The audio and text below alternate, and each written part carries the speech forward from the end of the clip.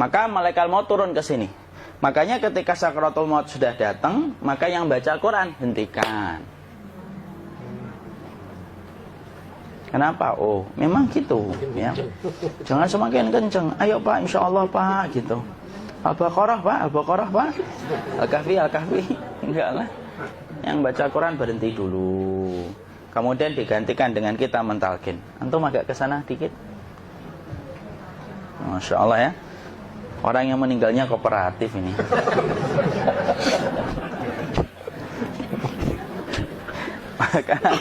maka agak kesini ya. Maka disunahkan kita untuk mentalkinnya. Nanti ketika mentalkin jangan terlalu sering, jangan terlalu membebani. Jangan terlalu sering itu la ilaha illallah, la ilaha illallah. Enggak gitulah. Berat nanti dia ngerasakan. Di situ Imam Qurtubi juga menyampaikan, jangan terlalu sering karena itu memberatkan dadanya. Jadi ketika mentalkin saya sampaikan, boleh diganti atau enggak Ustaz? Enggaklah, talkin itu ibadah. Ibadah itu tauqifiyah. Tauqifiyah itu enggak usah diganti. Karena Rasulullah mengatakan lakinu ala mautakum la ilaha illallah. Talkin orang yang meninggal di antara kalian dengan la ilaha illallah. Enggak usah diganti Allah Ustaz yang lebih singkat, lebih pendek. Tidak usah. Subhanallah Ustaz, tidak usah. Kenapa? Karena talqin sudah ditetapkan ucapannya oleh Nabi, begitulah kita mencontohnya. Jadi tidak usah diganti. Cara mentalqin, jadi kalau keadaan sudah tenang, tolong kalau sudah sakaratul maut jangan ditinggalkan. Karena sesungguhnya pertempuran setan itu pada detik-detik kematian semacam ini. Dan betul-betul berusaha untuk menjadikan dia murtad. Nanti makanya di situ di buku nanti dibahas kan, pertempuran setan itu sampai detik-detik orang mau mati itu sudah ayo kufur, murtad aja tuh, kamu sakit kan? Nah, itu kayak gitu. Makanya jangan ditinggal. Capek gitu kok nggak meninggal gitu ya. Udah gantian mas.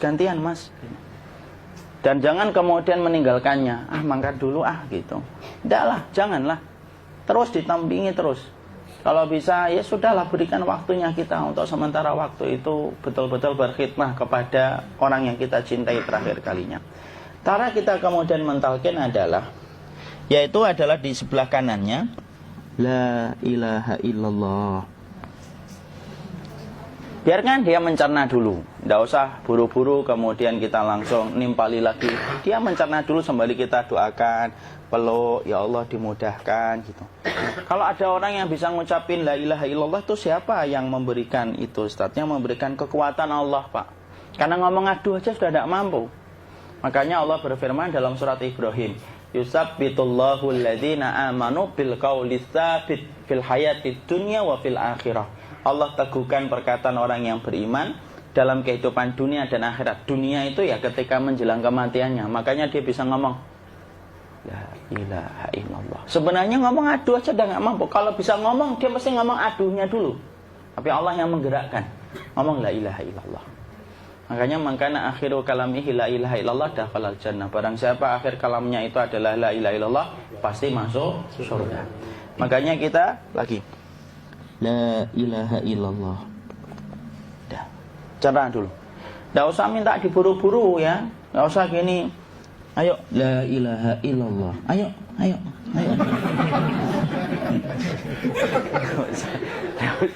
Enggak usah gitu. Ya, biarkan dia pelan-pelan gitu. Ayo tapak, ya Allah capek saya Pak. Enggak usah gitu. Ya ucapkan la ilaha illallah. Kemudian dia mencerna. Lalu kalau dia sudah mengatakan, untuk mengatakan la ilaha illallah.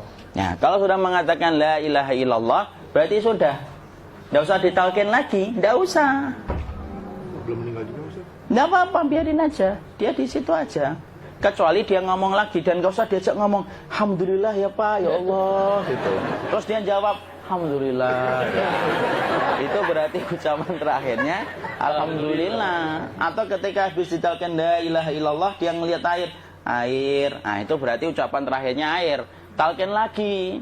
Nggak usah marah. Aduh Pak minta air. Mau minta air nanti aja dikubur gitu loh. Jangan gitu.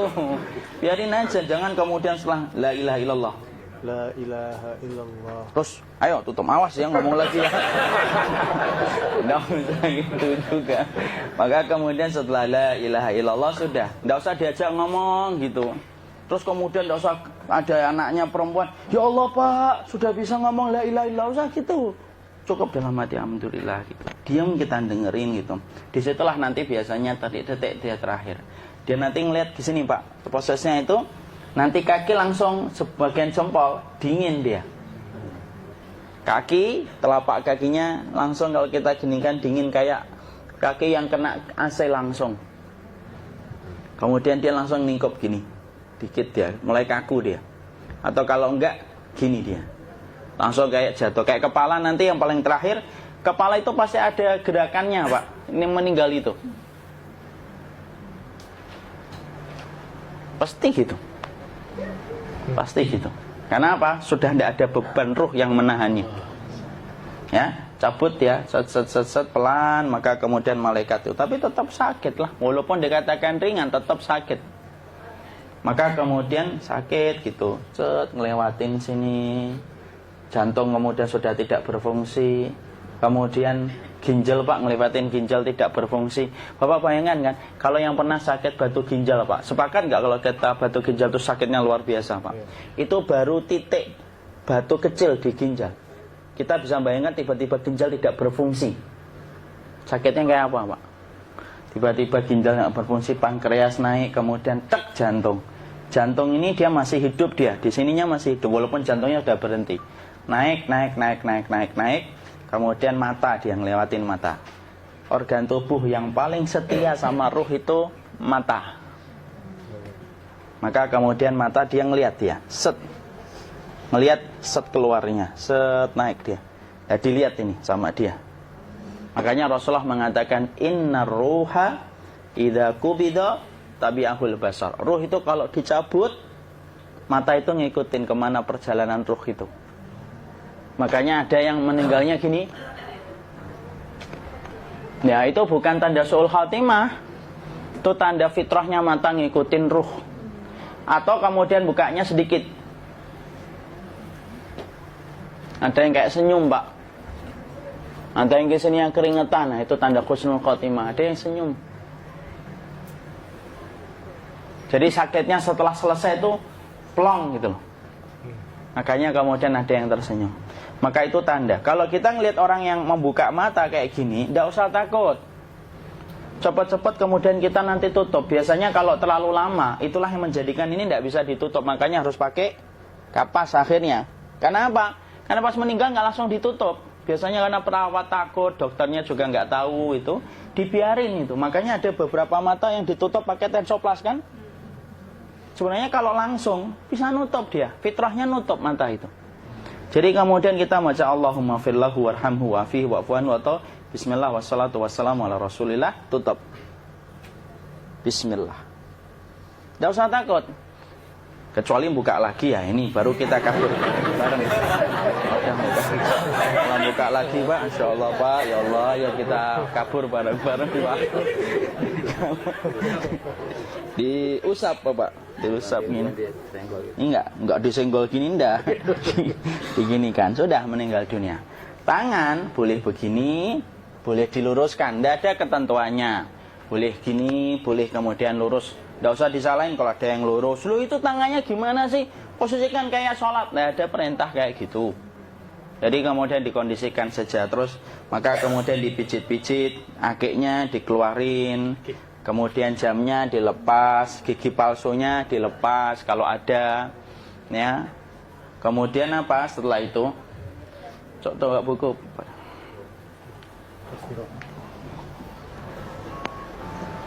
Kemudian kalau bisa awal-awal kemudian taruh buku atau sesuatu yang agak berat di perutnya ketika baru meninggal dunia. Kenapa kemudian ditaruh kayak gini? Bukan apa-apa, supaya membantu sisa-sisa pencernaan dia untuk keluar. Nanti Pak, biasanya kalau kita taruh agak yang berat gini atau kemudian kita gini-gini kan. Ini udah makan belum Maki? Udah makan belum makan kok udah gede ya? Maka pencet-pencet kayak gini, biasanya nanti ketika dimandikan, nah pas dimandikan diginikan saja. Aduh. Nah ini dia sudah keluar di belakang, dia gini. Terus nanti keluar dia. Nah ini keluar langsung di belakangnya. Dan memperlakukan orang kalau sudah meninggal dunia itu yang lembut gitu. Kenapa? Inna kasra admil mayyiti kakasri admil hayyi. Mematahkan tulangnya ketika orang sudah meninggal dunia itu lebih dia rasakan sakit ketika mati daripada ketika masih hidup. Tuh Islam itu sampai sama orang mukmin itu kalau sudah meninggal aja sampai selembut itu. Kok hidup kasar itu kebangetan dia jadi orang itu.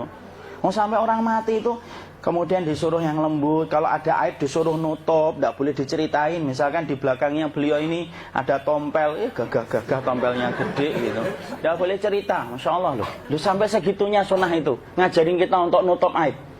Kalau ada orang belajar sunnah sukanya buka aib, nyari-nyari kesalahan orang, sunnah yang mana dia pelajari itu saya bingung. Makanya kemudian gini, setelah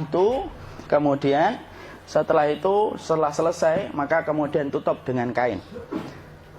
Maaf ya, Ki.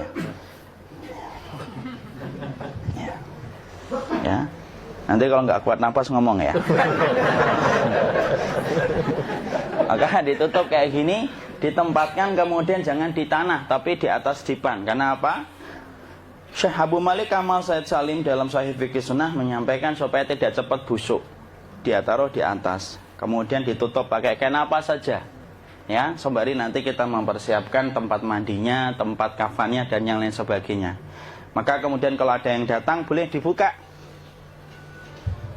Kemudian kita mencium ininya apa? Kemudian keningnya. Kemudian kita berdoa, nutup lagi kayak Rasulullah ditutup, kemudian yang datang terakhir itu salah satunya Abu Bakar. Dibuka kemudian beliau, ya Allah ya Rasulullah, engkau adalah orang yang percaya hidup dan matimu, dan tidak mungkin Allah itu mematikan engkau 2 kali ya Rasulullah. Maka kemudian ditutup kembali. Saat itu para sahabat dalam keadaan mendung semuanya. Maka disitulah kita lakukan kayak gini.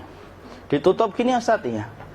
Kasihan tidak bisa nafas, insya Allah tidak butuh nafas lagi. Jadi kemudian kita semacam ini kita persiapkan apa yang bisa kita lakukan.